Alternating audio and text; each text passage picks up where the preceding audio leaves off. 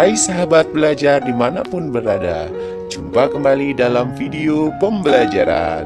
Belajar di mana saja, kapan saja, dengan siapa saja. Gimana kabarnya sahabat? Tentu dalam keadaan baik-baik saja bukan?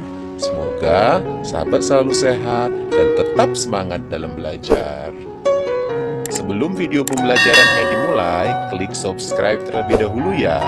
Kemudian like video ini and share kepada teman-teman lain supaya lebih banyak lagi orang yang tahu. Terima kasih. Nah sahabat, minggu lalu kita telah belajar karakteristik geografis negara-negara di kawasan Asia Tenggara. Hari ini kita akan belajar materi berjudul pengaruh kondisi geografis terhadap potensi ekonomi negara-negara di Asia Tenggara. Ya, masih materi kelas 6, tema 1, subtema 2, muatan ilmu pengetahuan sosial. Nah sahabat, kegiatan ekonomi suatu masyarakat biasanya dipengaruhi oleh kondisi geografis lingkungan sekitar. Mereka menyesuaikan mata pencarian dengan alam sekitar. Oleh karena itu, kegiatan ekonomi masyarakat di suatu daerah dapat berbeda dengan daerah lain. Begitu pula dengan kegiatan ekonomi masyarakat di negara-negara Asia Tenggara. Berikut ini kita pelajari kegiatan ekonomi negara-negara di kawasan Asia Tenggara. Negara pertama adalah Indonesia. Negara yang sebagian besar penduduknya sebagai petani ini sehingga dijuluki sebagai negara agraris karena mata pencariannya yaitu petani, kebun, bekerja kantor, dan juga sebagian bekerja sebagai buruh. Sumber daya alam yang tersebar di Indonesia begitu banyak anak-anak dari berbagai sektor. Dari dataran rendah, Indonesia penghasil padi, sayuran, jagung, dan buah-buahan. Di dataran tinggi, Indonesia terdapat banyak sekali kebun teh, kopi, kinau, cengkeh, dan kelapa. Sebagai negara yang memiliki wilayah laut yang sangat luas, Indonesia pun menghasilkan ikan, udang, tuna, cakalang, dan tongkol, serta dari hasil hutan Indonesia menghasilkan kayu jati, rotan, dan karet, serta barang tambang penghasil Indonesia misalnya minyak bumi, gas alam, bauksit, timah, tembaga, batu bara, dan emas. Negara kedua adalah Brunei Darussalam.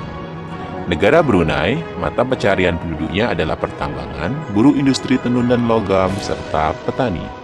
Sumber daya alam yang tersebar di wilayah Brunei Darussalam, yaitu berupa hasil bumi utama negara Brunei adalah minyak dan gas bumi yang menyumbang 40% pendapatan utama, serta ada hasil pertanian masyarakat Brunei yang berupa padi, buah-buahan, lada, dan kelapa di dataran rendah. Negara ketiga adalah negara Filipina. Di negara Filipina, penduduknya sebagian besar bermata pencarian sebagai petani, pekebun, dan pekerja di bidang jasa. Adapun sumber daya alam yang tersebar di negara Filipina adalah di dataran rendah, terdapat jagung, sayuran, padi, ketela pohon, dan buah-buahan. Sedangkan hasil perkebunan berupa tebu, kelapa, abaka, tembakau, kayu, dan karet. Negara berikutnya adalah Kamboja. Sebagian besar penduduk negara Kamboja bekerja sebagai petani, bekerja sebagai pekebun, dan juga bekerja sebagai petambak. Sementara sumber daya alam yang tersebar di Kamboja di pertanian ada padi, umbi-umbian, jagung dan buncis, perkebunan karet dan tembakau, perikanan, budidaya ikan air tawar.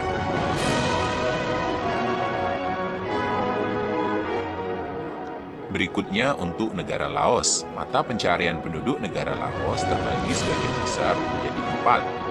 Yang pertama sebagai petani, yang kedua pekebun, ketiga nelayan, dan yang keempat sebagai penambang. Sementara untuk sumber daya alam yang terdapat di negara Laos, pertama dari pertanian, negara Laos penghasil padi, jagung, dan tembakau. Untuk hasil hutan, negara Laos menghasilkan kayu jati, sedangkan dari Sungai Mekong, negara Laos kaya akan ikan karper dan ikan perch. Dari perbukitannya, negara Laos terdapat tambang gipsum, timah, batu bara, seng, dan biji besi. Berikutnya adalah negara Malaysia. Ya, negara yang berbatasan langsung dengan negara Indonesia ini, sebagian besar penduduknya bermata pencaharian sebagai yang pertama, 1 sebagai petani, 2 sebagai pekebun, 3 sebagai penambang. Sedangkan sumber daya alam yang banyak terdapat di negara Malaysia ini antara lain sebagai berikut.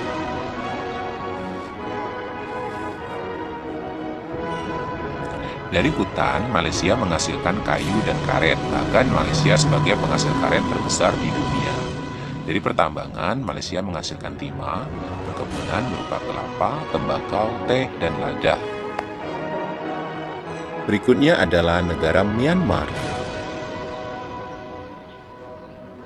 Negara ini, sebagian besar penduduknya bermata pencaharian sebagai petani, yang kedua sebagai pekebun, dan yang ketiga sebagai penambang.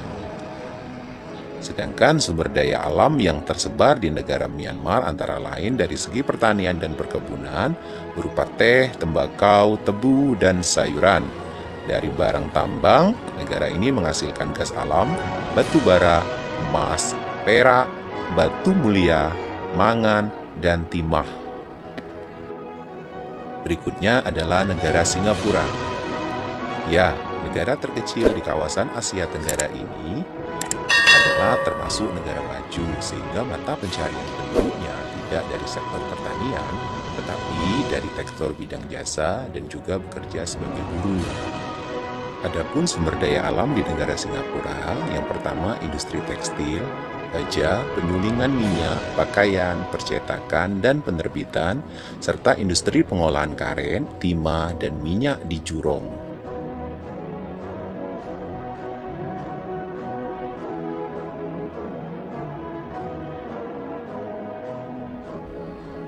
Berikutnya adalah negara Thailand. Ya, negara yang dijuluki negeri gajah putih ini, sebagian besar penduduknya bermata pencaharian sebagai petani, sebagai pekebun, sebagai penambang, dan juga bekerja sebagai nelayan.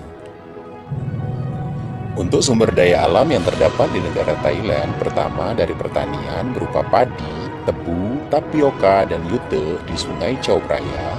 Ada perkebunan berupa karet dan kayu jati, barang tambang berupa batu bara, timah, dan gas alam, serta di perairan Mekong dan juga perairan Teluk Siam terdapat berbagai jenis ikan. Negara terakhir adalah negara Vietnam. Mata pencaharian penduduk negara Vietnam adalah sebagai berikut. 1 sebagai petani, 2 sebagai pekebun, dan yang ketiga sebagai penambang. Sedangkan sumber daya alam yang terdapat di negara Vietnam dari sektor pertanian dan perkebunan berupa padi, sayuran, ubi jalar, tebu, teh, kopi, dan jagung. Bahkan negara Vietnam sebagai pengekspor beras terbesar ketiga. Dari hutan berupa kayu dan bambu, dari industri bahan makanan, pengolahan makanan, dan tekstil. Nah sahabat, demikianlah penjelasan kita mengenai kegiatan ekonomi negara ASEAN. Semoga video ini dapat bermanfaat bagi sahabat semuanya dalam mengikuti kegiatan belajar di rumah. Sampai bertemu kembali ya sahabat dalam video pembelajaran berikutnya. Tetap jaga kesehatan, selalu belajar dimanapun, kapanpun, dan dengan siapapun.